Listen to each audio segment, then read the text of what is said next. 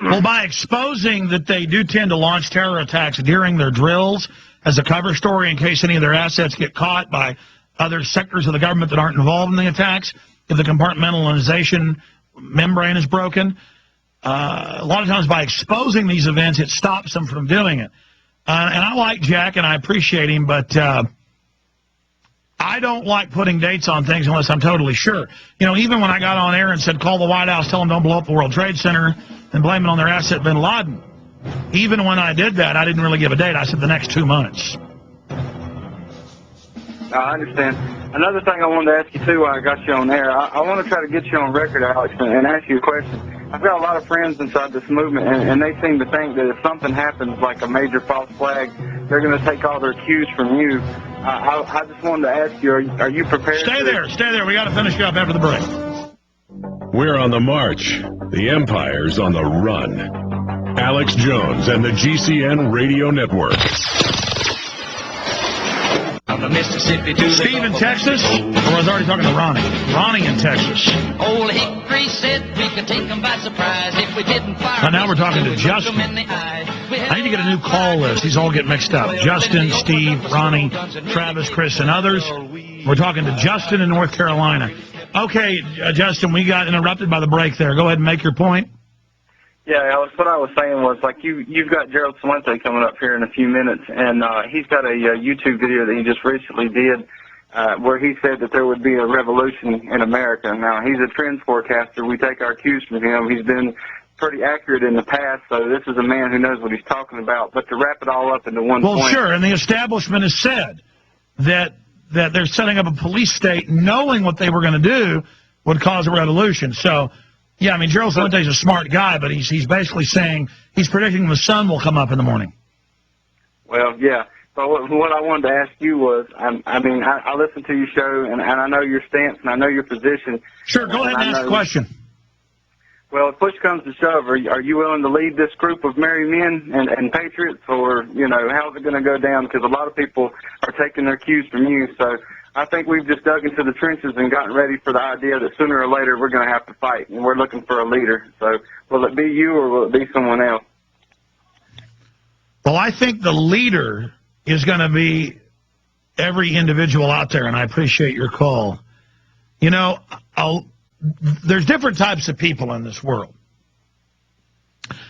And there's a type I see a lot who always plan for what's going to come, instead of dealing what's happening now. Now, I deal with the past, I deal with the present, I deal with the future. And so I don't know what the globalists are going to do. I don't know what ace is up their sleeve. I know what group of aces are up their sleeve. I don't know which card they're going to play. So I try to prepare people for different eventualities, different scenarios that can unfold. And a lot of people I talk to say, I'm just buying guns and food and ammo for 10 years. I'm not going to go to city council or county commissioners or the state house or talk radio or access TV or the gun shows. I'm not going to warn anybody. I'm not going to go speak up at my church. I'm not going to get involved. I'm just going to wait for war to start. And then I'm going to go out and basically blast police and military. Or I'm going to shoot whoever comes to my house to get my guns. They're just going to turn the food and water off for 6 months and let your neighbors burn you out if they go to that scenario. I mean, in a situation of warfare, 90% of it is propaganda. They call it InfoWar. Black propaganda, which is lies. White propaganda, that's truth. We use white propaganda. Their favorite is black propaganda, or kind of a gray propaganda that's a twisting of it. That's what makes our information so much stronger. It's historical, it's factual, it's based on reality. They lie and get caught lying. We tell the truth and get verified over time, so our credibility goes up and up and up, even if our delivery sometimes is pretty haphazard and obnoxious. It's real. And people resonate with that. And we got guts, and guts is enough. But if I tried to make myself a leader, and if I tried to say I'm your president or I'm your colonial leader, number one, it would look ridiculous to the general public, because it would be. And number two, it would make me a major target and then would weaken the whole movement, because it would be a unified, vertically integrated, top-down power structure. That's why having too many eggs in the Ron Paul basket. I've said support him. He's a great focal point, but they can demonize him, they can marginalize him, and he'll get old. It's got to be about the information. Ron Paul has said that over and over and over again. Anytime you try to compliment him, he explains, no, it's the idea.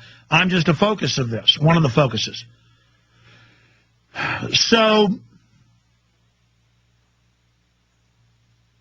because of the nature of our society and what's going on in it, now is the critical time to speak out. Now is the critical time to be involved.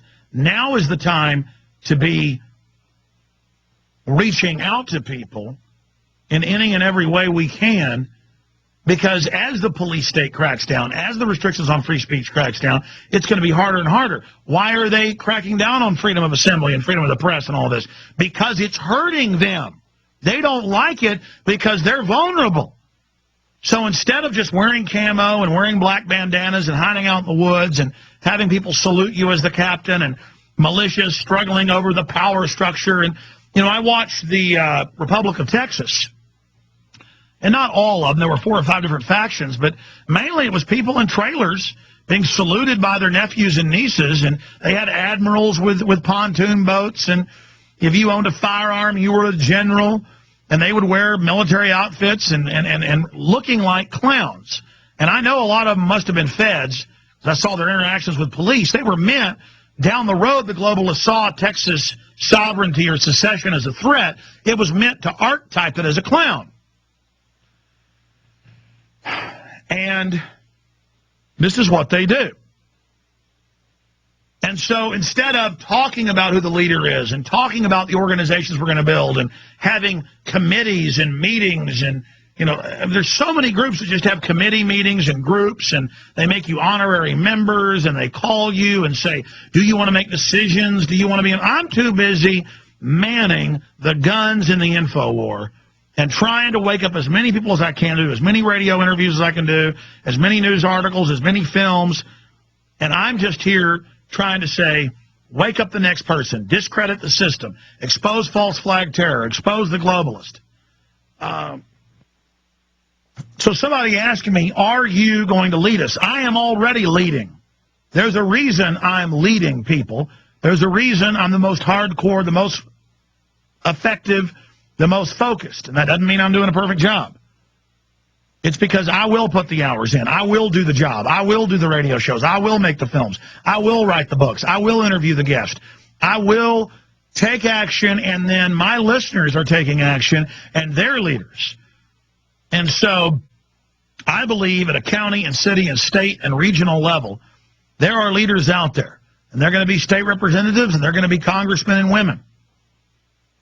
And they are there. And many governors have risen. Like Eliot Spitzer was going to expose the banks, and he had one skeleton in his closet, and they blew him away. And this other governor was starting to fight the New World Order. He'd actually been to Bilderberg, but he had rejected them, according to what he said, and thinks they were a bunch of old clowns. They didn't like that, by the way. I'm not saying he's perfect, but, he had some skeletons cheating on his wife, and they're destroying him. And Palin isn't perfect, has got her own problems, but they're going to destroy her because she's calling for state sovereignty. And Democrats like Spitzer, they destroyed him. And Blagojevich, as bad as he was, they destroyed him because he kicked Bank of America out. There was a great article written over the weekend at Infowars.com by one of our op-ed writers, one of the volunteer writers. You can write your own stories, and if they're good, we'll post them. Writers at Infowars.com. And it was a great article about how they're going after governors.